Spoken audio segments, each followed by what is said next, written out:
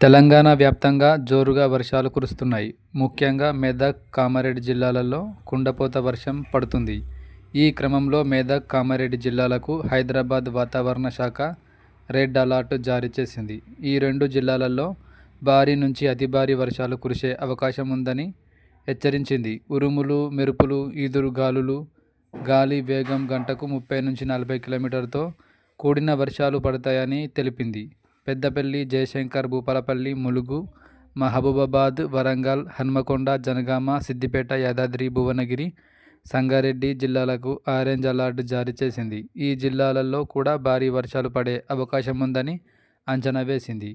ఆదిలాబాద్, కొమరం భీం, ఆసిఫాబాద్, మంచిర్యాల, నిర్మల్, నిజామాబాద్, జగిత్యాల, రాజన్న సిరిసిల్ల, కరీంనగర్, భద్రాద్రి కొత్తగూడెం, ఖమ్మం, నల్గొండ, సూర్యాపేట, రంగారెడ్డి, హైదరాబాద్, మేడ్చల్, మల్కాజ్గిరి, వికారాబాద్, మహబూబ్ నగర్, నాగర్ కర్నూల్, వనపర్తి, నారాయణపేట, జోగులాంబ, గద్వాల్ జిల్లాలలో అక్కడక్కడ వాన కురిసే అవకాశం ఉందని తెలిపింది. హైదరాబాద్ వాతావరణ కేంద్రం హెచ్చరికల నేపథ్యంలో జీహెచ్ఎంసీ, హైడ్రా, ట్రాఫిక్ పోలీసులు అలర్ట్ అయ్యారు. ప్రజలకు అప్రమత్తంగా ఉండాలని సూచించారు. లోతట్టు ప్రాంత ప్రజలు జాగ్రత్తగా ఉండాలని హెచ్చరించారు.